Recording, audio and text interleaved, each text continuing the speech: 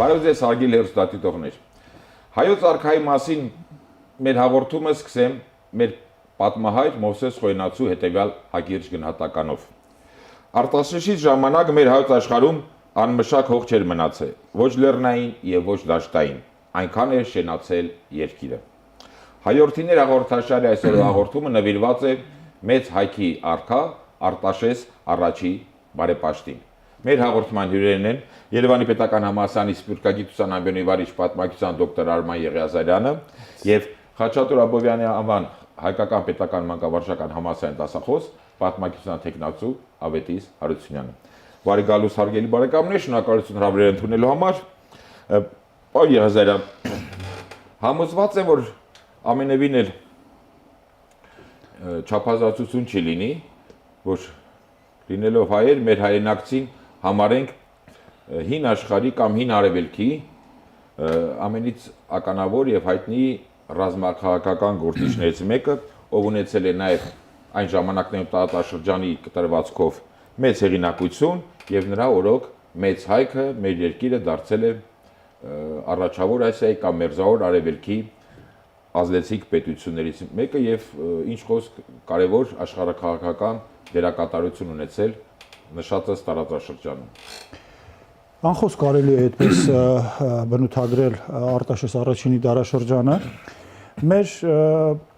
պատմության այն գործիչներից մեկն է Արտաշեսը, որի դերակատարությունը պատմության հետագա երկհազարամյա տրամաբանության մեջ եղավ այսպես հենքային հիմնադիր ձևավորվեց ընկալումը մեծ հայքի ամբողջական սահմանների եւ այլն եւ պատահական չի որ մեծ հայքի թագավորության պատմությունը գրելիս Խորենացին շատ հաճախ հենց հատկապես նրա դարաշրջանի իրողություններն է արձանագրում։ Ինքը Արտաշեսը հանդես եկավ մեծ հայքի պատմության մեջ մի դժվարին ժամանակահատվածում, նախ պետք է հիշել, որ Երվանդունների շրջանի ամբողջական հայկական լեռնաշխարհի ամբողջական տարածքը ընդգրկող թագավորություն այլևս չկար, առնվազն 3 հայկական թագավորություններ այդ պահին գոյություն ունեին, Ծոփքի, Փոքր հայքի եւ Մեծ հայքի, եւ Արտաշեսը հանդես գալով այդ դարաշրջանում պետք է պատասխաներ դարաշրջանի գլխավոր մարտահրավերին, այն է Հայաստանի կամ հայոց թագավորության, Մեծ հայքի թագավորության միասնությունը վերականգնելու մարտահրավերին։ Այդ իսկ պատճառով թե հայկական եւ թե օտար աղբյուրներում Արտաշեսին հիշում են հատկապես հենց այդ տեսակետից, ինչպես էր նա միավորում հայկական հողերը։ Պահպանվել են թե հունական եւ թե հայկական սկզբնաղբյուրներում տեղեկություններ, հայկական աղբյուրներից Խորենացին է, որ հատկապես դրա վրա է շեշտադրումը կատարում եւ ամեն անգամ չի ալարում հիշել հայոց սահմանների մասին խոսելիս, ասում է այնտեղ, որտեղ ավարտվում է հայկական խոսքը, այնտեղ, որտեղ հայոց լեզվի սահմաններն են եւ այլն։ Այսինքն հիմքը միավորման հայերի միավորումն էր եւ Արտաշեսի դարաշրջանի այդ մեծ ձեռքբերումը մեզ հիմք է տալիս խոսելու մի բարձ իրողության մասին։ Հայ ժողովրդի սահմանները համապատասխանել են հայկական լեռնաշխարհի սահմաններին։ Երբ որ մենք նայում էինք լեռնաշխարհի նրա միավորած տարածքները, դա բացառապես հայկական լեռնաշխարհի սահմաններն են։ Դրանցից դուրս այո, մի պահ գնաց միջև Դարյալի կիրճ, այնտեղ ալանների հետ պատերազմ եւ այլն, բայց դա միավորման գործընթացից դուրս գործունեություն էր։ Իսկ մեծ հայքի, ուրեմն միավորման գործընթացում բացառապես հայկական երկրամասերը եւ իր միավորված երկրները համապատասխանում են հետագայում արդեն Խորենացու կողմից դարձյալ հիշատակված աշխարհացիության մեծ հայքի սահմաններին։ Ստրաբոնն էլ հետաքրիր է ասում է Արտաշեսի միավորումից հետո ստացվեց մի երկիր, որտեղ բոլորը միալեզու էին։ Սա շատ հետաքրքիր բան է։ Եվ այս տրամաբանության մեջ հասկանում ենք, թե Արտաշեսը այսպիսի մեծ ժառանգություն է թողել մեզ հետագա սերունդներին, մեծ հայքի պատկերացում իր ընդհանրության մեջ։ Շնորհակալություն, պարոն Եղիազարյան, ընթացքում կանդրադառնանք, շարունակենք, պարոն Հարությունյան, ինչ խոսք Արտաշես արքան բազում բարեփոխումներ իրականացրել եւ դժվար է գուցե առանձնացնել կամ ծանրանալ որից մեկի վրա, սակայն շարունակելով պարոն Եղիազարյանի նշածը մեզ համար արդեն այս հազարամյակների հեռավորությունից հատկապես արժևորվում է հայկական հողերի միավորումը կամ վերամիավորումը։ Այդ Ստրաբոնի Խորենացու այդ մտքերը արդեն հիշատակվեց այդ կարծիքների մասին, խնդրում եմ Արտաշեսի կերպարը շեշտեք կամ ներկայացնեք հենց այդ կատարվածքով նույնպես։ Իրոք ճիշտ նշեցիք, Արտաշեսի օրոք կատարվել են բազմաթիվ բարենորոգումներ, այդ բարենորոգումների ընդհանուր ետնապաստառում շատ կարևոր դեր է խաղում հայկական հողերի վերամիավորման գործընթացը, հենց վերամիավորման, ոչ թե գրավման, որովհետև Արտաշեսը կարողացավ իր գահակալման տարիներին մեկ միասնական պետության մեջ վերամիավորել նախկին հայկական տարածաշրջաններ, հիմնականում Արդեն մեծ հայկ ամբողջությամբ ազատագրեց եւ միավորեց, չէ՞ նա մեծ կարողացավ վերամիավորել նախկին հայկական տարածքներ եւ ստեղծել մեկ միասնական կենտրոնաձիգ իշխանություն։ Իր վերամիավորման քաղաքականության ժամանակ պատմիչների մոտ կան այդ շրջանները, Արտաշեսը միավորեց բազմաթիվ տարածաշրջաններ, նշվում է Վասորոպեդա, նշվում է Եկեղիած, Դարանաղյաց, Դերջան, Տմորիկ, Կասպիանը երկիր հայտնի է, որ Արտաշեսը ունեցել է ընդամենը իր գահակալման սկզբում 5 նահանգ, բայց վերամիավորման քաղաքականության արդյունքում նա կարողանում է մոտավորապես վերամիավորել 14 աշխարհներ եւ վերականգնել Հայաստանի տարածքային հզորությունը։ Այդ վերամիավորման քաղաքականությունը իրականացվել է ազգային հենքի վրա, զուտ ազգային հենքի վրա, որտեղ այդ տարածաշրջանների բնակչությունը հայալեզու էր։ Այսինքն ոչ հայկական հողեր չեն եղել։ Չի գրավել կամ միացրել մեծ հայքի։ Այդ արտահայտությունը սխալ կլիներ ասել, որ նա գրավել է, մենք ասում ենք ազատագրել է, վերամիավորել է, քանի որ եթե չլիներ այդ ազգային հենքը, վերամիավորման քաղաքականությունը շատ դժվար կլիներ։ Արտաշեսը վերամիավորման քաղաքականության առումով իրականացրել է նաև ոչ հայկական հողեր գրավելու, շատ հնարավոր է, որ կարող է նա գրավել, բայց շատ հեշտ է կատարվել այդ վերամիավորման գործընթացը։ Եթե այսպես համեմատություն մենք անենք, կարող ենք ասել, որ Արտաշեսը իր գահակալման տարիներին իրականացրել է այն քաղաքականությունը, ինչ ժամանակին Վանի թագավորության ժամանակ անում էին Մենուան, Արգիշտի առաջին եւ Սարդուրի երկրորդը։ Այսինքն նախքին հայկական հողերը սովորաբար հզորացումներից հետո միշտ կազմալուծվել են, հիմա պետք էր մի նոր գահակալ, որը կարող էր այդ ամբողջը մեկ միասնական պետության մեջ միավորել ազգային հենքի, էթնոսի, լեզվի, ընդհանուր այդ ատաղցի սահմաններում։ Լեզվից ասեցիք, պարոն Եղազարյանը հիշատակեց, այսինքն միայն հայախոս հայկական, հայաբնակ, էթնիկ հողերն է նա միավորել հավաքել։ Պարոն Եղազարյան, նաև Արտաշես առաջինի բարեփոխումներից պետք է մեր հստատությունների խնդրեմ ներկայացնեք ռազմական եւ վարչական, որը կարծեմ միախառնված է եղել, այդ բարեփոխումները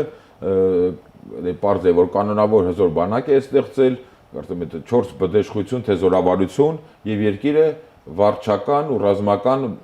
մասերի է բաժանել, գավառների կամ ստրատեգիաների, զորավարությունների։ Տեսեք, Արտաշեսի հանդես գալու ժամանակաշրջանը ինքը դե եղել էր Սելևկյան տիրակալի զորավարը եւ ծանոթ էր նաեւ Սելևկյան ավանդույթին, երկիրը ռազմավարչական շրջանների բաժանելու, բայց սկզբնական փուլում ինքը միջև բաժանումը նպատակ ուներ մեծ հայքի թագավորության հետ միավորված 14 աշխարհներին միավորել նաև փոքր հայքն ու ծոպքը։ Երկու պարագայում էլ ցավոք որոնք նույնպես հայկական թագավորություններ են։ Անհաջողության մատնվեց, քանի որ օրինակ փոքր հայքը տվյալ ժամանակաշրջանում փոքր հայքի թագավորությունը գտնվում էր իր վերելքի դարաշրջանում։ Նա էլ միավորվել էր Պոնտոսի թագավոր Փառնակի հետ եւ նվաճել էին Փոքր Ասիայից գալի շրջաններ, երկու թագավորությունները։ Հետագայում Ռոմի հակագրոհի հետևանքով իրենք այդ տարածքները կորցրեցին, եւ երբ որ Արտաշեսը արդեն իսկ ձգտել էր Փոքր հայքից ինչ-որ բաներ Փոքր հայքը ամբողջապես կամ մասնակի միավորել, իրեն հաջողվեց միայն մասնակի միավորման գործընթաց, այն հատվածը, որը բարձր հայք աշխարհի Եկեղիած գավառն է եւ նաեւ Հյուսիս Դերջանը, նա կարողացավ միացնել մեծ հայքի թագավորությանը։ Դրանք նախկինում եղել էին Փոքր հայքի թագավորության մասեր։ Հիմա դրանից հետո արդեն հասկանալով, որ իր թագավորության սահմանները լինելու են սրանք, ինքը այդ սահմանները որոշեց ենթարկել ռազմավարչական նոր բաժանման։ 4 բդեշխությունների բաժանման այդ ավանդույթը մեզ հայտնի է հայկական վրացական աղբյուրներից։ Հայաստանի 4 մասերում ստեղծվում են ռազմավարչական խոշոր շրջաններ։ Այդ հյուսիս, հարավ, արևմուտք, արևելք։ Արևմուտք, արևելք։ Եվ այս 4 ռազմավարչական մեծ շրջանների բաժանումը Արտաշեսից հետո կենսունակ կլինի եւ կգոյատևի նաեւ Արշակունյաց դարաշրջանում, օրինակ գիտենք, որ Արշակի ժամանակ դեռևս բդեշխությունները պահպանվում էին։ Այսինքն դա բավական կենսունակ ռազմավարչական բաժանման ձև էր։ Բայց սա դեռ չի նշանակում, որ այսքանով այդ բաժանումը ավարտվեց, որովհետև դատելով տարբեր տեղեկություններից Հայաստանը նաև բաժանված էր այդ մեծ 4 բաժանման տրամաբանության մեջ տարբեր աղբյուրների համաձայն երբեմն նշվում է 20 զորավարություն, երբեմն նույնիսկ 120 զորավարություն։ Դատելով աղբյուրների տեղեկությունները զորավարությունները նահանգներ չեն, դա գավառներն են մեր ներկայացնում։ Ավելի գավառական տրամաբանությամբ է եւ երբեմն նույնիսկ աշխարհացույցի 194 գավառների հետ համեմատելիս կան հեղինակներ, որ ասում են իրականում այդ 120 ստրատեգիաները մեծ հայքի նախնական գավառաբաժանմանն են համապատասխանել, այսինքն մեծ հայքը նախկինում ունեցել է միայն 120 գավառ, որոնցից ամեն մեկը նման կարգավիճակ է ունեցել։ Դրանցից այդ ստրատեգիաներից քաչ հայտնի են օրինակ Հայաստանի հյուսիսարևմտյան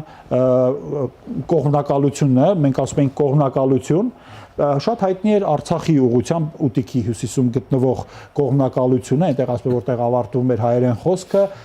նշանակեց կողմնակալ առան իշխանին։ Այսինքն մենք գիտենք, որ այդ կողմնակալություններ են կոչվել ստրատեգիաներ մենք անունը վերցել ենք հունական աղբյուրներից եւ նաեւ լատին աղբյուրներից։ Իսկ պարոն Եղազյան, կնկատեմ, հանդիպեցի գրականության մեջ այսպիսի մի տեղեկության, որ այդ ստրատեգիայի կամ գավառի պետը նաեւ իր այդ վարչական տարածքում տեղակայված, ներկա տերմինով ասած, տեղակայված զորքերի հրամանատարն է։ Այսինքն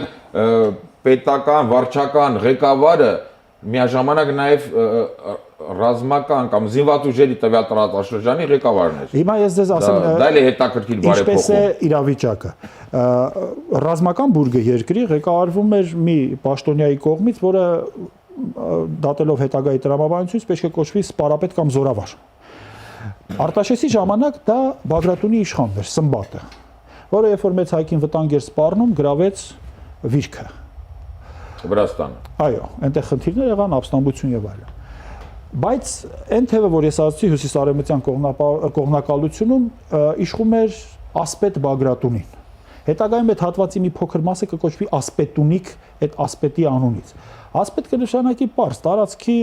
ռազմական զինված ուժերի ղեկավար, ասերի պետ կամ հեծյալների պետ։ Բագրատունիներին էր տրված եւ դա ամենակարևոր կողմնակալություններից մեկն էր, որը պահում էր Հայաստանի սահմանը փոքր հայքի Մալաթիայից հյուսից եւ մինչեւ Կովկասյան լեռներ։ Այդ ամբողջ գիծը այդ հատվածի իշխանն էր։ Այո, նրան էին ենթարկվում տեղական զորքերը, բայց կա գերագահ մեկը, գերակա մեկը, ռազմական ուժերի գլխավոր հրամանատարը, որը ամենայն հավանականությամբ մեծ զորավարն է կամ սպարապետը։ Այսի բաժանումը անկախ դա 20 է թե 120 բերեց նրան, որ մի կողմից կենտրոնացվեց հայկական զինուժը, մյուս կողմից ապակենտրոնության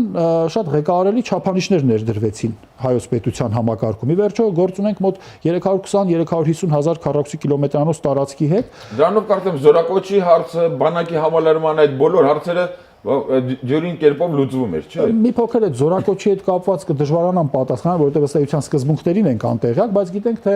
հայոց զորքը ինչպես էր զինված,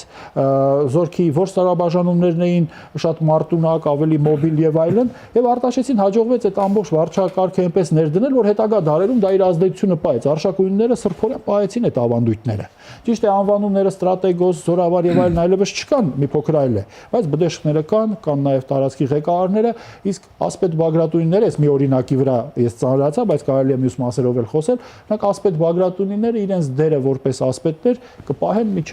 4-րդ դարի վերջը։ Այսինքն հետագայի արդեն միջին դարերի մեծ հայ կոչված իր 15 նահանգներով, այդ գավառներով եւ այլն գալիս այդ ամենը հենց Արտաշես առաջինի բարեփոխումներից։ Կամ այդպես գիտենք։ Այո։ Եվ ի վերջո նաև որոշակի ռազմական նպատակների,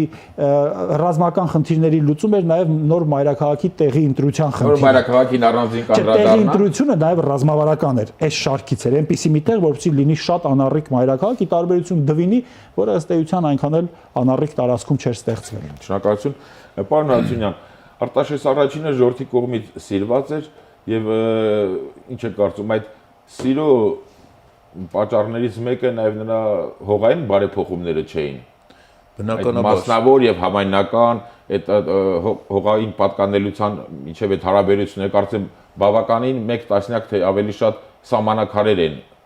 հայտնաբերվել, իհարկե հարյուրներով պետք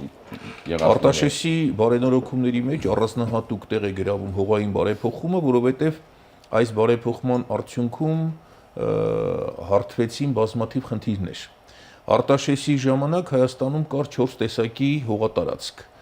պետական, տաճարային, մասնավոր կամ ագարակային եւ գյուղական համայնքային։ Ուրեմն որն էր այս բարեփոխման ամբողջ իմաստը։ Մասնավոր կամ ագարակային հողերը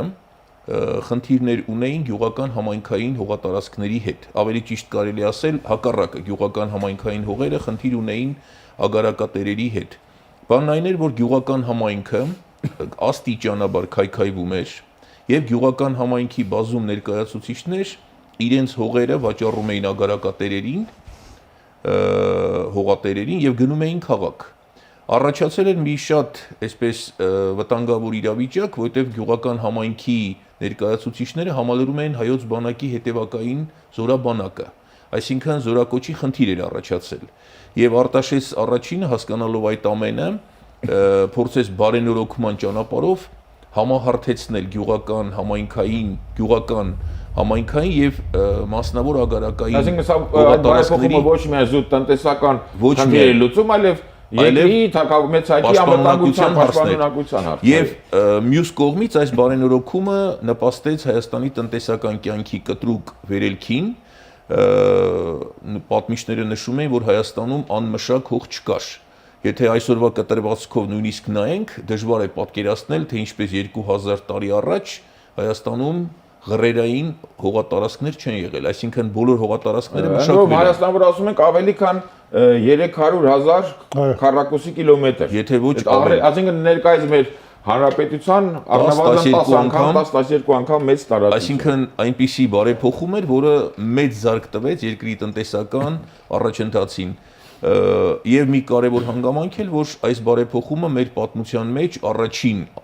հողային բարեփոխումն է, միգուցե ավելի շուտ է եղել այդպիսի բարեփոխում, բայց մեծ տեղեկություններ չեն հասել։ Այս բարեփոխումը փաստորեն պատմական է այդ առումով, որովհետև այն բազում տնտեսական խնդիրներ կարողացավ լուծել Արտաշեսի ժամանակ։ Իսկ այդ տնտեսական հողային խնդիրները հետագայում հիմք հանդիսացան Տիգրան Մեծի օրոք արդեն հայկական հզոր պետության ստեղծման համար։ Նաև փաստաթղթեր կան այդ սահմանակ հարերի տեսքով, այսինքն փաստագրված մեզ են հասել վկայություններ այս հողային բարեփոխումների մասին, միայն զուտ գրավոր հիշատակություններ չեն։ Այո։ Պարոն Եղազարյան, դուք արդեն հիշատակեցիք մայրաքաղաքի տեղի ընտրության մասին։ Բնական է իմ կարծիքով, որ երբ պետությունը հզորանում է, Արտաշեսի ժամանակ մեծ հայք այդ հզորության իր գագաթնակետին հասավ, արդեն օրակարգային էր դառնում նաև տվյալ հզորացած կարգավիճակին համապատասխան նոր մայրաքաղաքի կառուցումը։ Այդ առումով Արտաշեսի մեծ գործերից պետք է համարել միանշանակ Արտաշատի կառուցումը, որը, եթե սխալվում եմ, խնդրում եմ դուք ճշտել, մեր ունեցած մայրաքաղաքների մեջ ամենից երկարատև կամ հարատև մայրաքաղաք ժամանակի առումով նկատի ունեմ կարգավիճակ ունեցող մայրաքաղաքներից Արտաշատը։ Ուրեմն այստեղ մի խնդիր պետք է հիշել, Արտաշեսը քանի որ գահին էր բազմել նախորդ գահակալի դեմ պատերազմելու միջոցով, չէ, Երևան 4-ի դեմ, իր իշխանությունը մի կողմից լեգիտիմացնելու խնդիր ուներ, իսկ երկրորդ կողմից նաև սեփական իշխանության նոր կենտրոնի ընտրությամբ նաև իր դիրքերը ամրապնդելու խնդիր։ Այդ իսկ պատճառով իրեն հռչակեց Երևանդունի, այսինքն իր ցակումնաբանությունը կապեց Թեպետ բոլորն էլ հայկազունի դինաստիա էին։ Այո, ոչ Երևանդունի, ոչ Արտաշեսյան, այո, բոլորը հայկազունի են։ Այդպես հայկազունիներ կգնա եւ նույնիսկ Բագրատունի Սմբատը սկսած բոլոր հայկազունի դինաստիա։ Եվ նույնիսկ Բագրատունի Սմբատը 10-րդ դարի սկզբին իրեն կկոչի Սմբատ հայկազնի, այսինքն հայկազունի։ Բոլոր դեպքերում այս ընկալումից զատ կա նաեւ նախորդ արխայատողմին իրեն կապելու իրողություն, նա իրեն անվանում էր Երևանդական Զարեհի որդի։ Այնտեղ արձանագրության գրափարյան տրամաբանության երբեմն թյուրըմբռնում է լինում, այնտեղ գրված է որդի Զարեհի Երևանդական, Զարեհ Երևանդականի որդի։ Եվ ոչ թե որդի Զարեհի Երևանդունի իր առումով, չէ, հակառակ իմաստ ունի, Զարեհ Երևանդականի որդի կամ Երևանդունու որդի։ Իսկ երկրորդը փաստորեն մայրաքաղաքի խնդիրն էր։ Այն մայրաքաղաքը, որը ըստ էության պետք է ժառանգված լիներ Երևանդունյաց դինաստիայից, այլևս չէր կարող իր համար լինել մայրաքաղաք։ Եվ նա մտորում էր նոր մայրաքաղաքի մասին, փոխվել է արխայատող, կա այսպես կոչված նոր Հայաստան, նոր հայկական թագավորություն, եւ այդ նոր թագավորությունը պետք է ունենա իր նոր մայրաքաղաքը։ Առավել եւս մեր հայրենիքի կյանքը կարծես սկսում է կենտրոնանալ Արարատյան դաշտում, հատկապես Ախուրյան եւ Արաքս գետերի այս արևելյան թևում, եւ այստեղ Արտաշատը մտորում է նոր մայրաքաղաքի կառուցման մասին եւ այստեղ նրան օգնության է հասնում դիպվածը Հանիբալի տեսքով։ Հանիբալը հին աշխարհի խոշորագույն զորավարը այդ պահին Արտաշեսի հզորության պահին գտնվում էր փախուստի մեջ, Հռոմից փախուստի մեջ էր եւ ապաստանել էր Արտաշեսի արքունիքում։ Քաղաքական ապաստան էր ներկայացնելով, թեև շատերը փորձում են այս երևույթը բացառել, որ իրականում Հանիբալը այստեղ չի եղել եւ այլն, բայց ըստ էության պատմական դեպքերի տրամաբանությանը սա չի խանգարում։ Եվ երբ որ ասում են Հանիբալը ցույց տվեց տեղանքը, ասեց այստեղ ճիշտ կլինի, Արտաշեսը դրան համաձայնվեց եւ ասեց դե դու էլ ուրեմն կնախագծես եւ կղեկավարես կառուցման աշխատանքները։ Մեծամոր գետակի եւ Արաքսի հատման վայրում այդքան գովերքված Հանիբալը մեր Արտաշես արքայի Կարմի ժայռա շինարարության տեղամասի պետ էր աշխատում։ Կարմի ժայռաբլուր, որի վրա կառուցվեց Արտաշատ մայրաքաղաքը, փաստորեն 3 կողմերից շրջապատվելով գետի ջրերով, այսինքն լինելով անառիկ եւ միայն մեկ կողմից էր պետք դա պարսպապատել, այսինքն խիստ անառիկ մի ամրոց, որը պարզ է, որ իր կարևորությունը հայոց թագավորության կյանքում պետք է պահեր բավական երկար, մինչև Վաղարշապատի հիմնադրումը։ Երկարակացության մասով ասեմ, որ եթե միջև Վաղարշապատ ենք նայում, ըստ էության գործ ունենք մոտ 200-ամյա իրողության հետ, այս տեսակետից կարծես թե Դվինի ընկալումը որպես մայրաքաղաք ավելի երկար է եղել, որովհետև Դվինը թեև հայոց թագավորության մայրաքաղաք չի եղել, բայց Հայաստանի կենտրոն որպես մայրքաղաք իր դերը բավական երկար պահպանվել է։ Բայց դա չի կարևորը։ Արտաշատը իր դերը կորցրեց այն պահին, երբ որ գետը իր ջուրը հունը փոխեց։ Ճահիճները առաջացան եւ այդտեղ աննպաստ էր բնակության համար։ Փաստացի նոր մայրաքաղաքի հիմնադրումով եւ իր կապը ցակումնաբանական ուղղությամբ հասնելով միջև Երևանդունիներ, Արտաշեսը լեգիտիմացրեց իր ամբողջ դինաստիայի գահակալությունը եւ հայոց պատմության մեջ մտավ մի գահակալ, որը կերտեց մեծ հայքի թագավորությունը այն տեսքով, որը կճանաչենք հետագա հարյուրամյակների ընթացքում, Հայաստանը հզորացրեց անասելի աստիճանի եւ ի վերջո դարձրեց հայտնի աշխարհի ամենահզոր պետությունը։ Շնորհակալություն եւ պարոն Հացունյան, ավարտելով հաղորդումը արդեն սկզբում խոսք գնաց որ Արտաշես արքան բոլորի կողմից ժողովրդի ազնվականության, զինվորականության կողմից սիրված էր եւ այդ հենց այդ համաժողովրդական սիրո ապացույց էր նա մասին հյուսված բազմաթիվ երգերն ու վեպերը Արտաշես եւ Սաթենիկ, Արտաշես եւ Արտավազդ այդ նրա այդ պետականաստեղծ տերություն ստեղծող այդ սիրված կերպարը որպես ամփոփիչ։ Այո։ Ուրեմն Արտաշես առաջինը իրոք մեր պատմության ամենանշանավոր գահակալներից մեկն է։ Եթե մենք փորձենք պայմանականորեն առանձնացնել, ենթադրենք 10 գահակալ կամ մի քիչ համարձակություն ունենանք 5 գահակալ, մենք անվերապահորեն Արտաշեսին պետք է ներառենք այդ 5-ի մեջ։ Իրոք խոշորագույն գահակալներից մեկն է։ Խորենացին, որը իրականում Արտաշեսին վերագրում է լրիվ ուրիշ ժամանակահատված, առաջին դարի վերջ, երկրորդ դարի սկիզբ, ասում է, որ Արտաշեսը կառավարեց 41 տարի։ Արտաշեսի դարաշրջանը համարվել է դպրության, վաճառականության, քաղաքականության, տարբեր տեսակի բարեկարգությունների ոսկե դաշ։ Շատ քիչ է պատահում, որ թագավորի համար մահանալուց հետո շատերը ինքնասպան լինեն, ճիշտ է, նման արարքը ընդունելի չէ ինքնասպանության պահը, բայց երևի համաշխարհային պատմության մեջ նման օրինակ դժվար է գտնել, որ թագավորի համար կամավոր ինքնասպան լինեն հանդերձյալ կյանքում այդ թագավորին ծառայելու նպատակով։ Մենք այդ նման վիճակ հանդիպում ենք Արտաշես առաջինի հետ կապված։ Արտաշես առաջինը այն գահակալն էր, որը նորից Հայաստանը ներկայացրեց միջազգային ասպարեզում։ Չմոռանանք, որ նա որպես քաղաքական միջնորդ էր հանդես գալիս փոքրասիական մի շարք երկրների համար եւ նրա անմիջական միջնորդությամբ այդ երկրները կարողացան 180 թվականին հաշտության պայմանագիր կնքել։ Եվ նաեւ չմոռանանք մի կարևոր բան, որ Արտաշեսը այնքան նշանավոր գահակալ էր, որ նրա մասին, ինչպես Որփյուրը եւ Հիերոնիմոսն են նշում, նրա մասին տեղեկությունները մինչև վաղ միջնադար պահպանվել են։ Այսինքն մենք գործ ունենք մի գահակալի հետ, որը ստեղծեց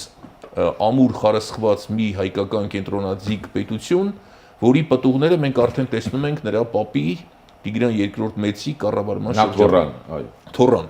ներողություն, Թորան շրջանում արդեն։ Շնորհակալություն։ Հարգելի բարեկամներ, կրկին եւս մեկ անգամ շնորհակալություն ձեզ հաղորդմանը մասնակցելու պատրաստակամության համար։ Այսօր ձեր օգնությամբ մեր հայրենակիցներին ներկայացրեցինք Արտաշես առաջին բարեպաշտ մեր մեծ հայք ստեղծող, տերություն ստեղծող արքային։ Հարգելի հեռուստադիտողներ, հայորդիներ հաղորդաշարի այսօրվա հաղորդումը նվիրված էր Արտաշես առաջին բարեպաշտին։ Առայժմ այսքանը ճանաչենք հայորդիներին։